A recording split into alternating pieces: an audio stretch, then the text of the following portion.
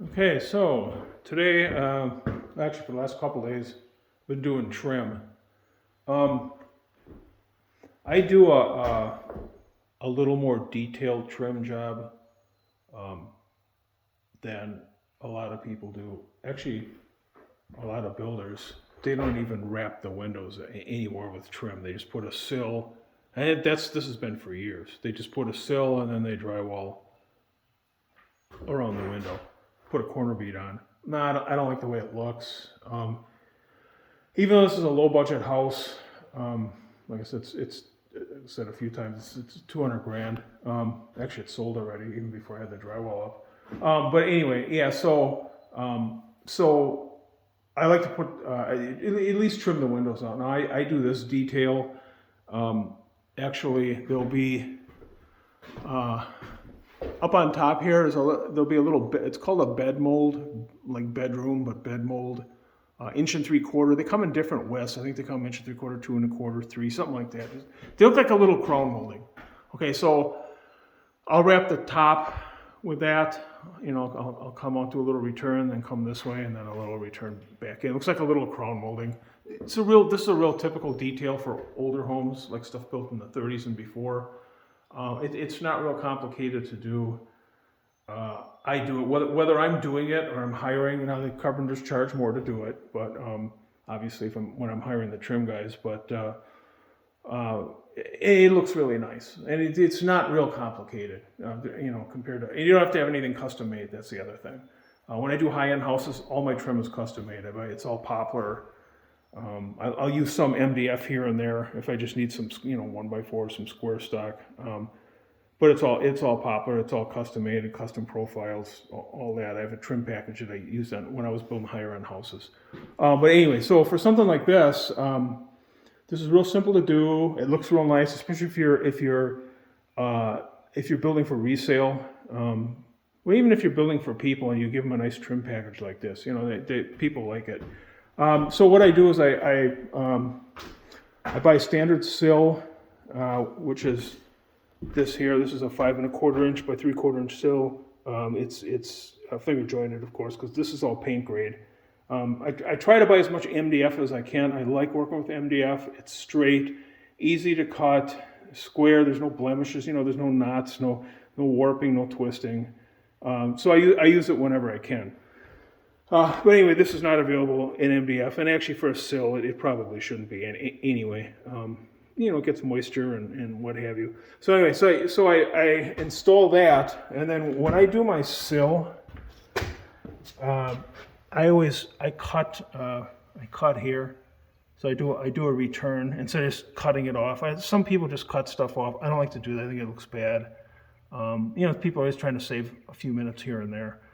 But it shows. It looks a little better. It doesn't take that long. So anyway, so I do these little returns. It doesn't matter if it fits. Everything gets caulked. Whether this fits perfectly or not, they still caulk here. They caulk here. They caulk all. They caulk everywhere. Everything is caulked before painting. Here. So it doesn't matter. I mean, I try to get it right, but it's not stain grade. If it's stain grade, then everything has to be perfect. But nobody really does stain grade anymore. It's too expensive. You have to buy clear grade wood, and then it's a lot of. It's harder to finish everything, so it's more work. So anyway, and then so I use 1x4, okay, and then underneath here for the apron, it's called the apron. I use 1x4, and then here now these are new. This just came out. This is a 11/16 by 1.25 inch. It's a little thicker than I like. The perfect thickness is 1/2 inch. If you look at all the older homes, it was a bullnose like this, but it was 1/2 inch thick. Now, up until this house, I was using door stop. Okay, door stop that goes around the frame of the door that stops the door when you close it. A little molding. Okay, anyway, the door stop. They made a 7/16 door stop, pretty close to 1/2 inch. I was using that. They discontinued the 7/16. Now they're going to have 3/8 thick, which looks too thin to me. So I thought I'm going to try this stuff. It's a little thicker than I like, but the only alternative is to buy 1/2 inch stock lumber, rip it 1.25 to 1.25 inch wide, and then get a router and bullnose it. And I'm just not going to go through all that. It's just not worth it. So, but this is close enough. And then I don't do returns here. What I do is I I take my, I'll show you. So I'll take the miter saw and I'll just cut a couple of little corners like this, and then I'll just take the sand and I'll just kind of round it. You know, it's not perfect, but it appears, you know, from the front end, it appears good enough. So anyway, so I do that instead of just cutting it off straight. And so here, this is about 3 5/16. That's what I needed for the returns. So I just went and I took 1x4 and I just cut it. I just rip it down. So MDF comes in 16-foot lengths. So I got all 5-foot windows, just about all 5-foot windows in the house. So I simply figured out what my length would be, which is just under 60 inches. And I just cut the 16-foot 1x4s into 60-inch, I think it's like 59.5 I actually did, pieces. I cut all those. I figured out what I needed up here, which is basically the same width as the window, and the windows are 35.5 inches wide. And then I just cut all the pieces I need, and then I ripped everything. So I ripped everything I need and just do it all at one time, get it over with. So these are all the pieces for the top. Now they're not 35.5 yet. I will cut the length on them. I just cut everything a little bit long. And so these are ripped to 3 5/16. These are ripped to 3 5/16. These are all for my windows. And then I cut all these. These are 1x4. I didn't rip them, but I cut the length because those are all here, this doesn't get ripped, obviously. This is a full 1x4 here on this side, and then also on that side. And it'll be the same thing with the other windows. So I cut all those. These are all the door headers. And what I did is as I case, the first thing you do obviously when you trim a house is you hang all your doors, because you got to put the doors up first. Then you got to put the casings on at least so you can run your base. So now there's cabinets here, there's no base, but I got all the base is done in the house. Okay, but now this is a 1x6. I'm going to put a shoe mold on top of it just to give it a little character. I haven't done all the shoe molding yet, but the base is installed, and then I'll come back and do all the shoe moldings when I feel like bending again, because I hate doing base. It's a lot of bending. Anyway, yeah, so then what I do is after I get the casings on, I measure from here over to here, and with that measurement, I just write it up here. So it's 39 9/16. When I write 16ths, I don't write the 16. I just write a 9 and a slash. I know it means 16ths. It just saves a little time. Anyway, so I went around, and I think that's 35.5.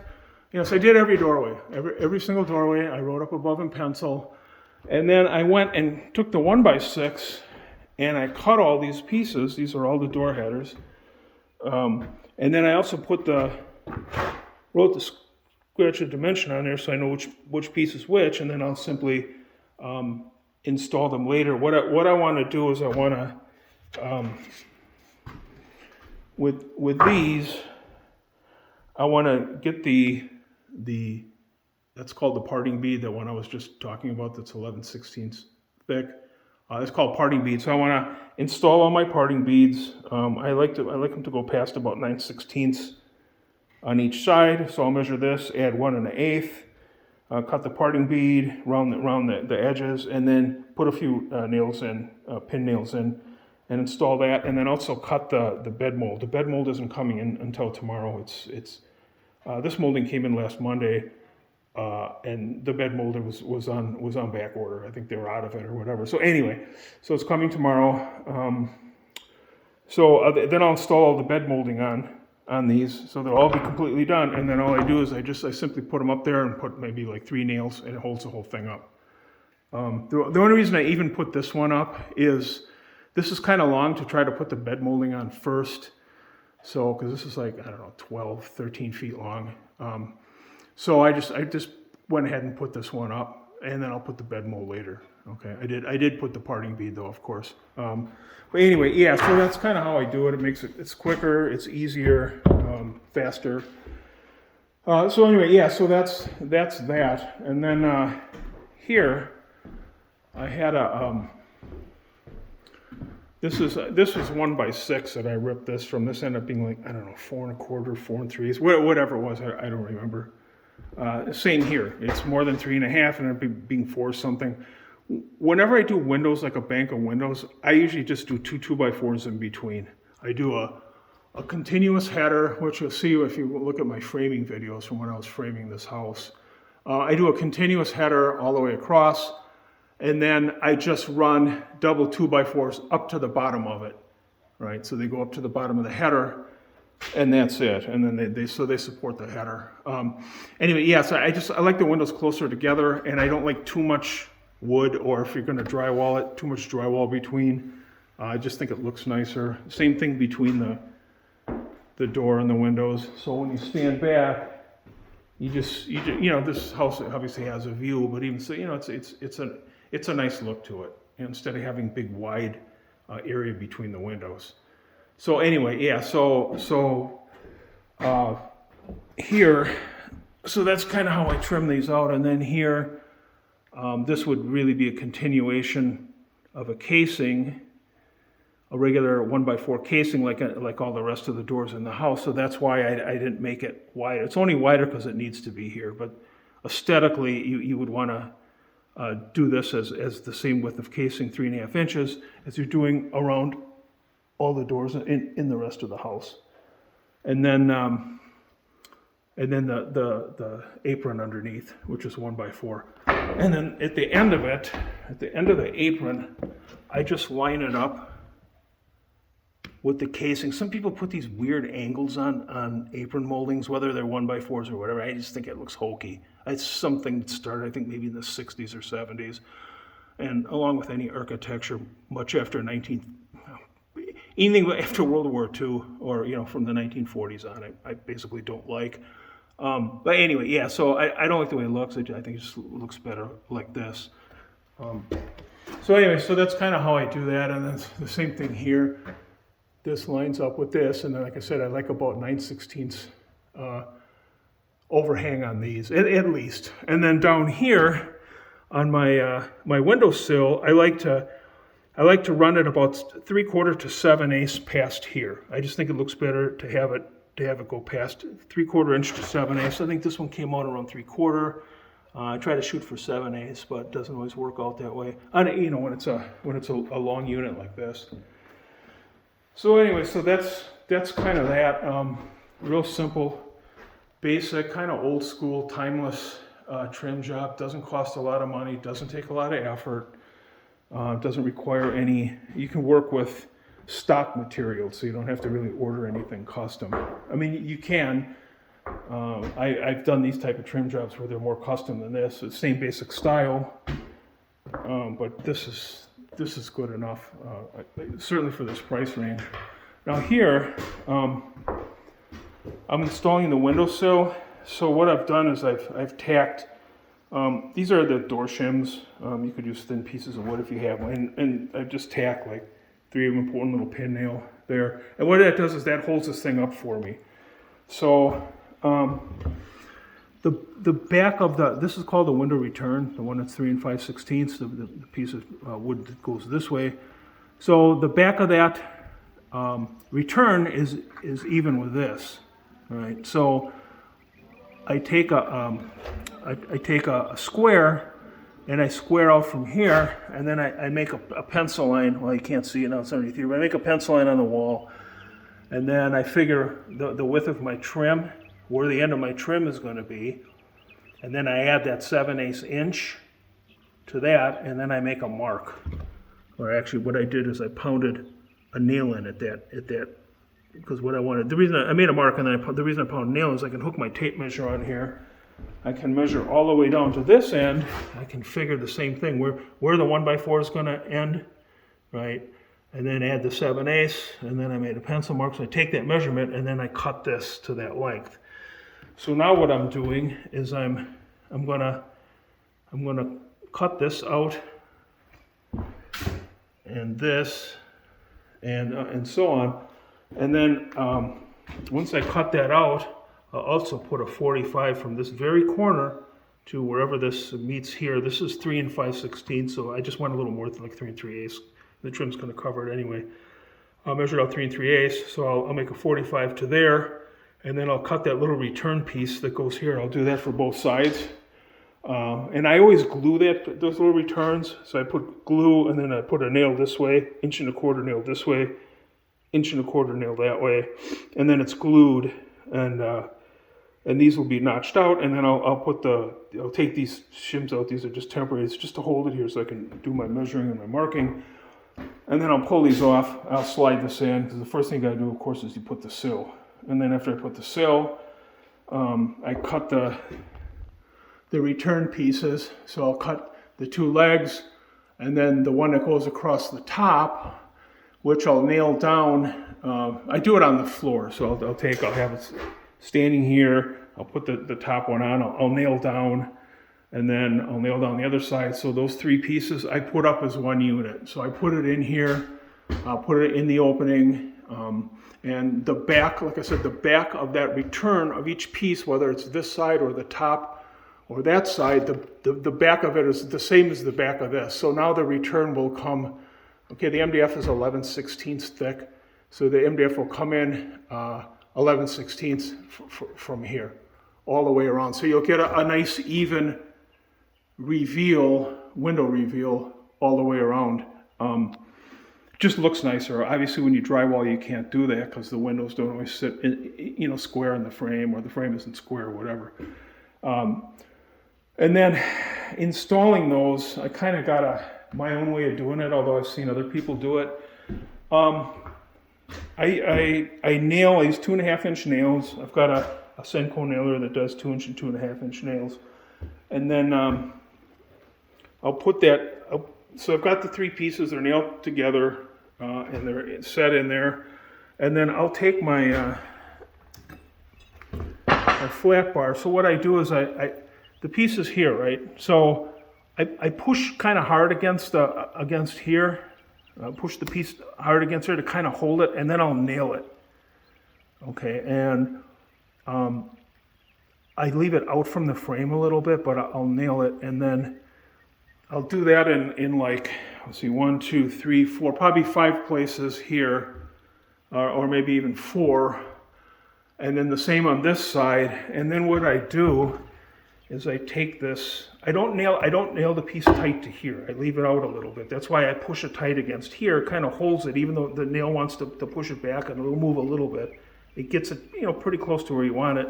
And then I can take this flat bar, and I can move, while it's nailed, I can move it out slightly so that so the back of the return, the MDF return piece is even with this. So I'll do that all the way up, and I'll just keep an eye on how it looks here, so that it's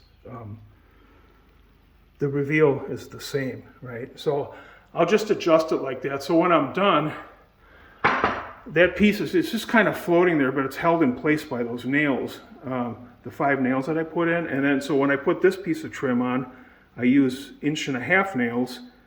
And I nail in the 1x4 through the 1x4 into this return piece, and that kind of holds everything in place. And then you're nailing this 1x4 to the wall, so it kind of locks it in place. I mean, this isn't a place that really gets any use, and also they'll be caulking. The painters will be caulking where that return piece meets the vinyl window frame, so it just kind of holds everything in place. I mean, I don't put shims in here. It's too much work. It's not worth it. Nobody's pushing or doing anything here, and it works fine. So you'll end up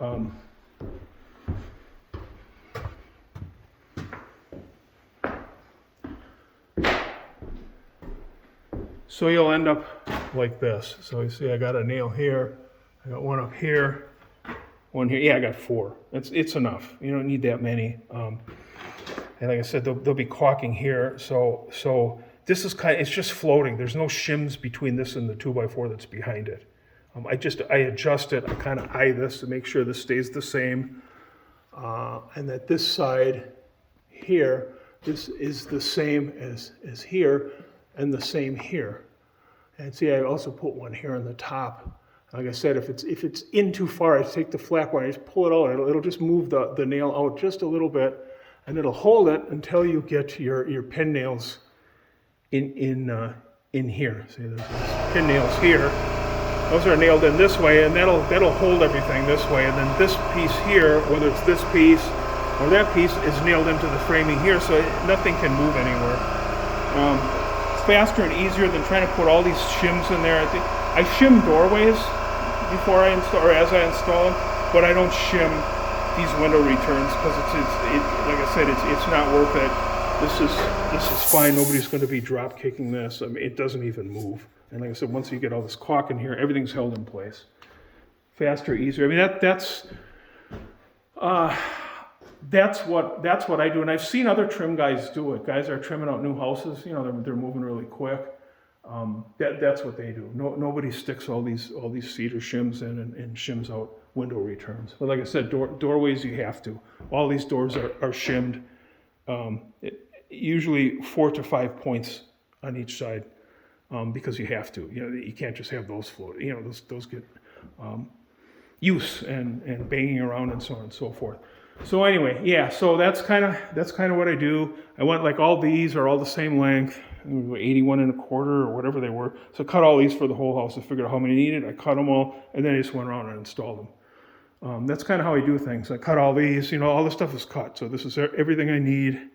Except I haven't cut the parting bead yet, and tomorrow the crown molding is coming, so I'll build all these headers down here, or, you know, on my sawhorse. I like to have a sawhorse.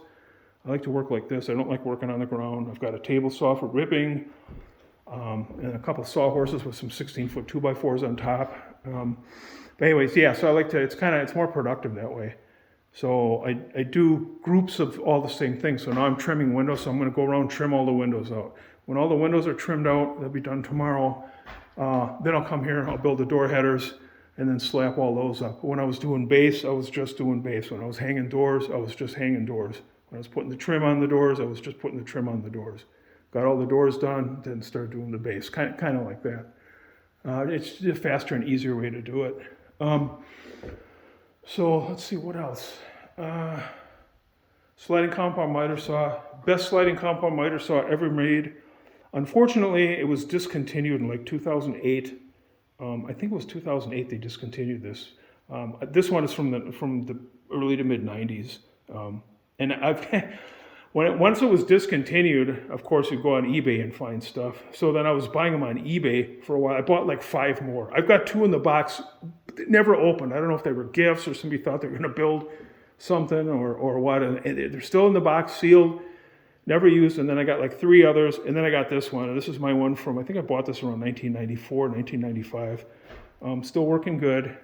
This is it's a C8FB2. So it's C as in cat, 8, F as in Frank, B as in boy, 2.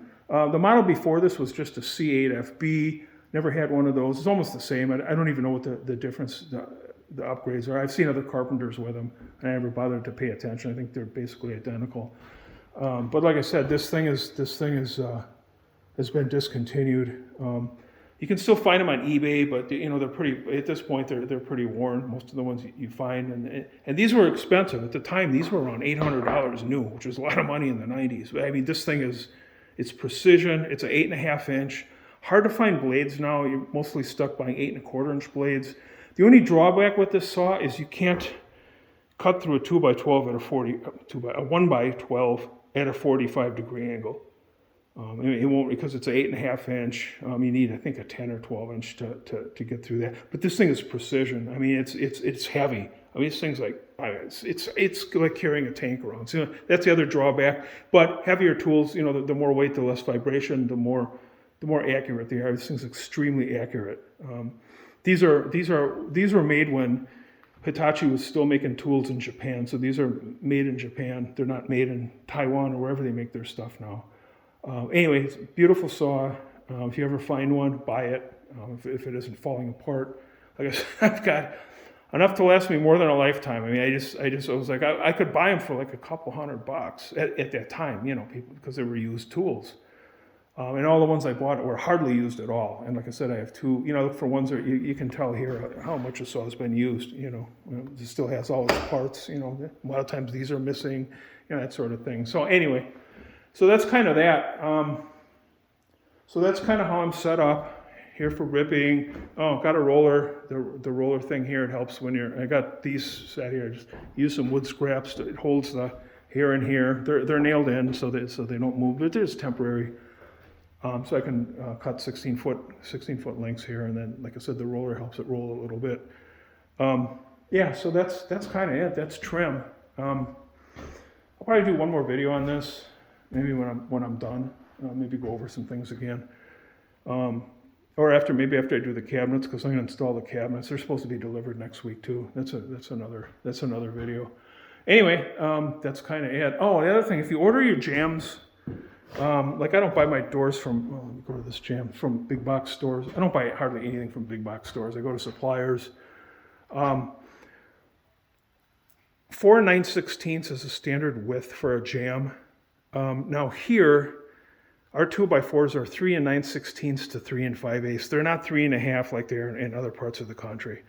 So I don't know, they're just fatter. They're yellow pine, they're just fatter. They're even thicker, they're 1 9/16 instead of 1 1/2. Anyway, but I order my jams, so 4 9/16 jam isn't quite wide enough. A lot of your molding ends up tipped because the drywall is sticking out. By the time you drywall the stud, it's sticking out more than 4 9/16. So I order 4 11/16, and they don't really charge extra for that extra 1/8 of an inch. But certainly in most of the parts of the country where 2x4s are 3 1/2 inch, I would order 4 5/8 jams. That extra 16th helps. It helps your trim sit a little better, even if it ends up a little tiny bit wider than the combination of the 2x4 and the drywall on both sides. It's still better. It saves a lot of beating on the drywall. As you can see, all my, this fits pretty tight. If your jams aren't wide enough, what happens is this your trim ends up away from here because the drywall's in the way. And you can't, unless you want to beat on the drywall with a hammer and smash it down, you're going to end up with the big gaps here. So anyway, that's kind of what I do. When I install these trims, I always do the pin nails first. So I'll pin nail from top to bottom, about every, 16 inches or so. And then I nail this side. And sometimes you have to push it tight against the dress. So I'll push it, and I'll usually nail like 1, 2, 3, 4, like 5 places on a 6'8" door. You don't need a lot of nails. All you do is you kind of piss off your painters because they got to fill all those holes. So you just got to think about your painters when you're just going, wailing away with a nail gun, because they're going to caulk here, and it's not coming off. I mean, nobody's going to be here trying to rip your trim off the walls. So, you don't need that much. Like my door headers, I'll do like 1, 2, 3 nails, and that's all that's holding it on. Now there's the pin nails that hold on the bed mold, but basically, 3 nails there.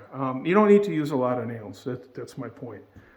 Unless it's stained gray. Now stained gray is a little bit different because you're not caulking. You're not caulking everywhere to kind of help hold stuff together.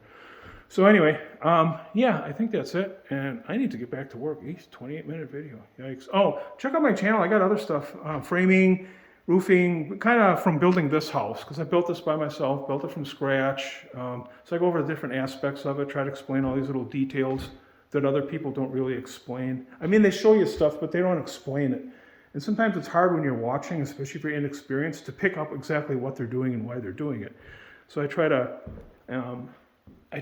just go through like this and do something and then explain what I did, why I did it, how I did it, and all the little stuff behind it.